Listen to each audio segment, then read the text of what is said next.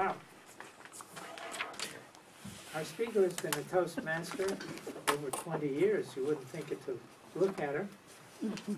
She's taught youth leadership in our local high school, Toastmaster leadership. Currently is a member of 3 Toastmaster clubs and publicity chair in the Goleta Rotary.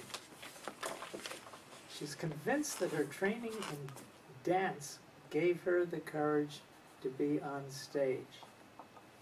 And her involvement in Toastmasters, her voice. Well, we'll see how that worked out. Please welcome Lynn Cedarquist. Thank you, Mr. Toastmaster, fellow Toastmasters. Do we have guests? Are you a member? I think so. Yeah. All belong. But not our newest member. What's Our newest member, Barbara. No, Kenlyn. Oh, Yeah, oh, the yeah. gal that was at the end. Oh, good. You can video this if you would like. That would be fine. Fellow Toastmasters, I'm going to take you on a journey to when I was just a little kid, when I first experienced walking on the stage. Actually, I was doing salap, sip, sip, salap, sip, sip, salap, sip, sip, heel, heel, toe, toe, heel, heel, toe, toe. And I was only about 4 years old. Music, dance, learning to balance, learning confidence, learning to be out of yourself and free. That's such a wonderful feeling.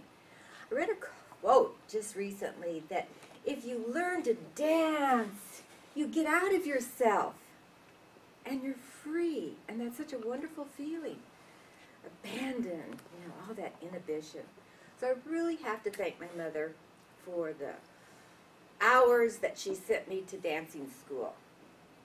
And I used to have to go into the back of the garage where they built a little bar with a mirror and stand there and go like this, shuffle, shuffle, shuffle, shuffle, shuffle, shuffle, shuffle, shuffle, shuffle, 4 or 5 minutes on that foot, and then turn and do this, shuffle, shuffle, shuffle. I didn't realize what that was going to do for me because I carried that all through my life. My dancing teacher taught us that there is a string that goes through your body to the top of your head, and it's always pulling you up. So whenever you're walking, you remember that string is pulling you up, so it gives you good posture. And what person wouldn't love to have good posture? You just feel better when you're walking with good posture. People look at you and they think, oh, you're not tired, you're full of energy because you have good posture. You have a way of presenting yourself. You learn to be graceful. I remember this one dance that I just loved as a kid. We had this imaginary ball that we would hold. And if you put your hands around a ball, you can't, do this. You actually have to hold your hands like this. And your thumbs have to go in, and you learn to use your arms with grace. You carry that with you everywhere you go. My brothers even took tap dancing and ballet. They were captains of the football team. Nobody messed with my brothers in high school. And they could move their feet.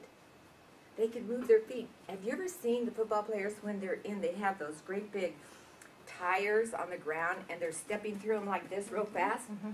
Well, that teaches agility and to learn to move like that. I would recommend that every child go to tap dancing school. Now, let's move forward a little bit in my life.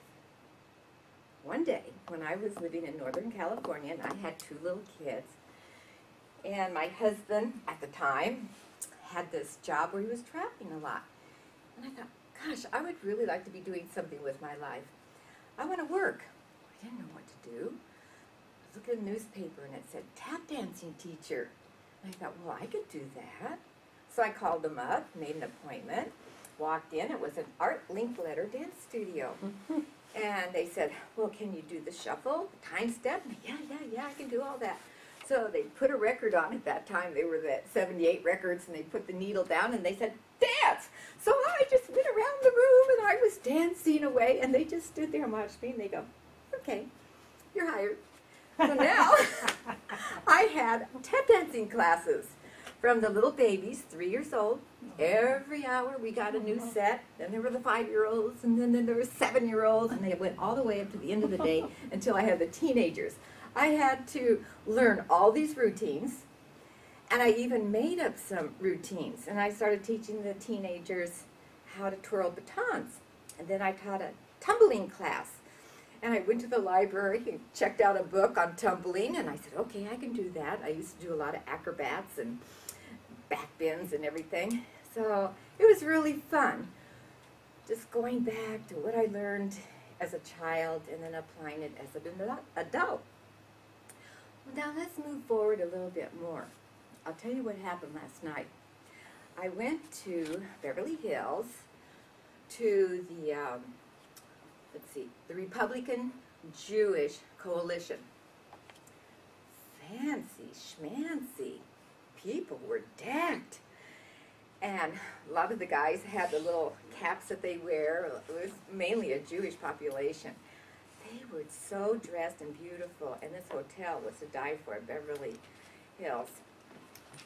Now I'm going to talk about the courage that I learned and the skills that I learned from Toastmasters. The person I was with dropped me off because I had high heels and I was decked.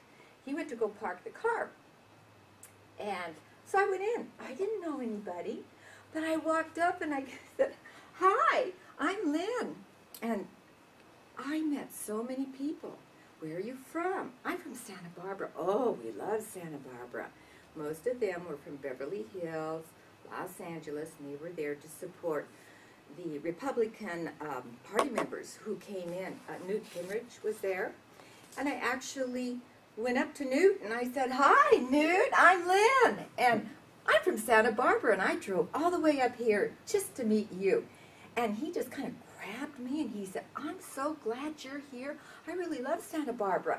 I like the zoo, and I like going downtown on State Street. I even like going to the islands where they have the little seals.